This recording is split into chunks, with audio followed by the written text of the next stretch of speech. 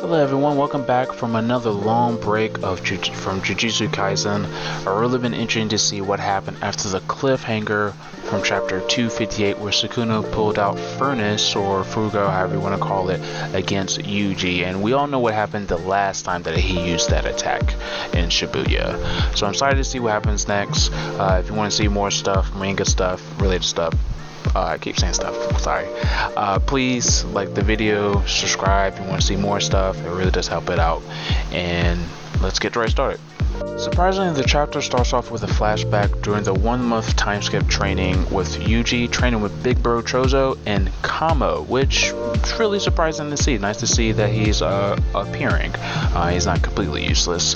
But Yuji is trying to learn blood manipulation the hard way since he is doing the body swap training with Kusakabe and Yuta, which is really interesting because Yuta is one of the strongest characters in the series, so I wonder what his technique will be that Yuji will learn. Anyways, Yuji first asks his big bro for tips on how to perform convergence, but Chozo has a hard time giving a good answer to him. But luckily, with Kamo there, he's able to properly explain how to actually do blood manipulation. And Chozo feels a little embarrassed and tries to, offer to teach Yuji Supernova, which is a really good technique. But Kamo advises against it because they just don't have enough time, and it's better for Yuji to learn how to, to heal himself and stuff like that, which makes Chozo a little bit upset because he's not able to be useful to his little brother. In the next few pages, throws us right back into the present with Sukuna opening the Divine Flames. As I predicted, the narrator goes into depth on the mechanics of the Divine Power. To break it down, Sukuna has to prepare the 2 ingredients, Dismantle and Cleave, to open the Furnace doors. However, this technique lacks speed and power, and in order for Sukuna to actually use it effectively, he uses a binding bow. Who would have guessed? To fix its weakness. With his binding bow, Furnace can't be used on multiple targets outside his domain, but within his domain, Sukuna can basically use it on multiple people, and it's like really super fast and stuff like that. Basically, if you're in his domain, you're basically dead. And with the adjustments that Sukuna made with like his binding bow for his shrine, his domain, it made this particular furnace just as deadly as the one against Magarara, which the narrator goes on to dub that this is Sukuna's ultimate move. The narrator goes on to explain that the reason why Sukuna never was able to use Furnace against Gojo in his fights is because of how many times Sukuna had to modify his domain against a Gojo, which just shows how challenging the fight actually was for Sukuna and actually how great of a sorcerer that Gojo was. So rest in peace, that man. On a side note, Gege actually finally gave us a glimpse of Urame and Hikari, who have been MIA for like a hell of chapters. Their fight seems like it's at a stalemate because it doesn't look like they aren't like a lot of damage to each other, but it is just headshots of them, so Hikari could actually have like a lot of damage or stuff like that. I found it a little funny that Urame has the "Nah, I win" pose that Gojo had. Maybe it's like a little hint as to they're actually going to lose, because the last person that said this actually lost. But it is what it is. But nice to see Hikari and stuff like that, and it does seem like they are nearby since they are able to see the light of the furnace rain down on Shinjuku. We next find Yuji surrounded in darkness, who discovers Chozo before him holding a shield of his own blood, strong enough to withstand Sukuna's ultimate attack. However, this will cost him his life, something that he does not mind as long as it's for his little brother. Before passing on, Chozo has a sweet moment with his little brother, expressing his pride in knowing Yuji was able to surprise him in every way, but regrets that he will leave him behind again. To which Yuji reassures him that he was more than enough and that he was there when he needed him the most. Realizing this makes Chozo happy, and he thanks Yuji for being his little brother, and Yuji in turns thanks him for being a great big brother. After watching his brother fade away, Yuji emerges from the ground and lays his eyes upon the aftermath of Sukuna's devastating attacks. The scorched earth, the stale air, the settled dust. Yuji finds his convictions shaken to its roots. And from the dust of the furnace, like an unrelenting force, walks Sukuna, who will stop at nothing to destroy Yuji. Yuji prepares himself for a fight, but from the opposite direction comes Aoi Toto to the rescue once again. My boy Toto. So we get another flashback of a conversation between Mei Mei and Toto. Toto confirms that Boogie Woogie still beats, which is great because I thought, he'll still be able to use it.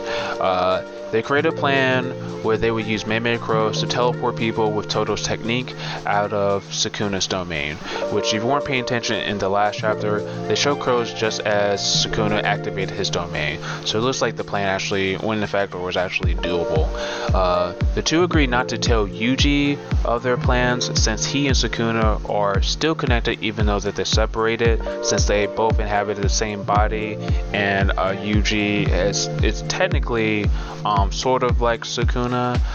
They are like residents, so Yuji may indirectly tell Sukuna of their plans.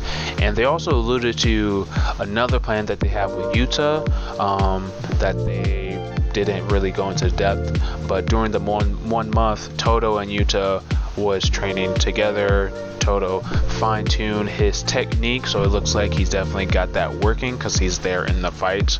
And there's a lot of stuff that Toto wanted to tell Yuji, whether the comrades are fine and things like that, why he wasn't able to save Yuji and Chozo.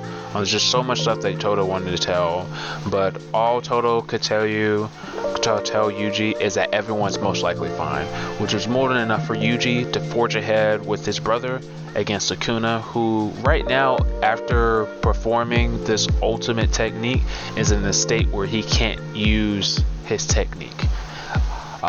So wow, this was a really great chapter. There's a lot of stuff that I liked about it. If I would just, a lot of touching moments between Chozo, a lot of reveals. I love the explanation of the way Fuga works, or furnace, however you want to say it. A nice little, I'd see a lot of things that are set up for stuff that we're going to see later. I want to touch on the things with Chozo, and rest in peace to the best big brother. Probably I think he's just as good Itachi. Itachi's one of the first big brothers, great big brothers of Shonen. Now there's Chozo. Everybody will remember this man. He's the GOAT.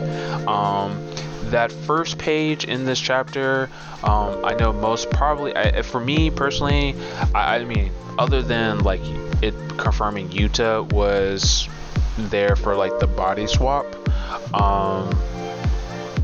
I mean, that chapter was kind of random and surprising, but I think the reason why they did Gege did that page for this chapter, started off with a flashback, is just to show how Chozo feels about wanting to make sure that Yuji is prepared and trying to help Yuji out as much as he could, because after this page, Sukuna attacks with Furnace, and then Chozo sacrifices his life for Yuji, and even as he's passing on, he still feels like he's failing Yuji, but then Yuji reassures him that he doesn't. And so it was just a really touching moment.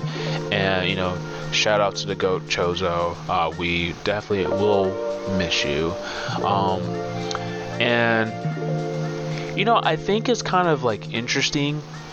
In a way, I just had this thought in my head that Yuji is I don't know if you noticed that Yuji, he's kind of sort of slowly turning the opposite of Sukuna in a way. I mean, obviously he's turned into opposite because he's the antithesis of like everything Sukuna is. But like, I remember back in Shibuya when Sukuna was running wild and he fought against Jugo, and when he killed Jugo, they had that little whole flashback moment, and Sukuna was basically telling him, "Hey man, you did good. Stand proud. Like you're strong." And I can't help but think like when I see like the whole Chozo part right here, like Yuji telling him, "Hey man, you did good. You did good enough. Like this was more than enough for me, and I thank you." I feel like this. I see like a kind of like a parallel. I mean, maybe I'm reaching. Probably not. Who knows? But yeah, the what's next? Yeah, shout outs to Chozo. The whole Yuta thing, body swapping, I mean, that could be like its own separate video, but Yuta is like one of the strongest characters, so there's a lot. I'm not exactly sure like what Yuji could learn. I don't know if like Rika is like specific to Yuta, maybe like Yuji is like using the copy technique, like who knows like what Yuji actually learned from Yuta in the body swapping. And I would predict that we probably would learn something about it in the next chapter or the chapter after that, and it might have something to do with the little secret plan that they have that Toto and Mei came out with Yuta back in. So I'm excited to see that Yuta is probably going to come back. He's probably just healing up right now, so we'll probably see him in a minute. The furnace attack,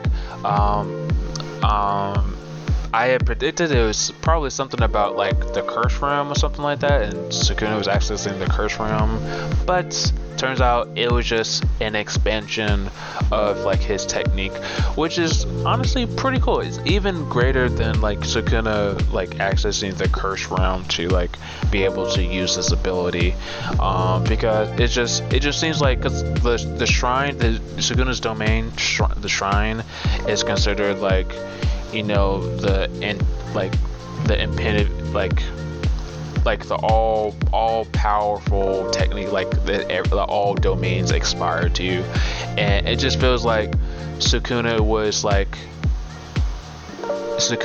just you know, he was experimenting even more, and he discovered like this technique where like he can, you know, use dismantle and cleave enough to where it can like create flames that he can use and attack against people, which is honestly pretty cool, and just shows like how creative Sukuna as like a character is. Like he is about experimenting and, you know, being powerful and learning to be like the best. And I know people probably are annoyed by the whole binding vow thing, but I mean, if I'm going to be honest, I don't mind it personally, because Sukuna is a character that if he's supposed to be at the top, he's supposed to be the best sorcerer, the best curse user, stuff like that. Like you gotta know like all the ins and outs of like, you know, these techniques, like the rules and regulations of like using curse techniques and things like that. So I mean, I'm not too upset about that. Nice to see, you know, Urami and Hikari again. Don't know if we'll see him again. I doubt it. And the greatest part is we get to see Toto again, and it's great to see Toto. I was actually watching a video from 100, and he made a video about like the missing people, and Toto was one of them. You should definitely check that out if you haven't seen it. It's a great video, because there's some characters I would love to see come back. But I love that Toto is back. I felt like when he was in Shibuya, when he, you know, lost his boogie woogie, I felt like he could still do it.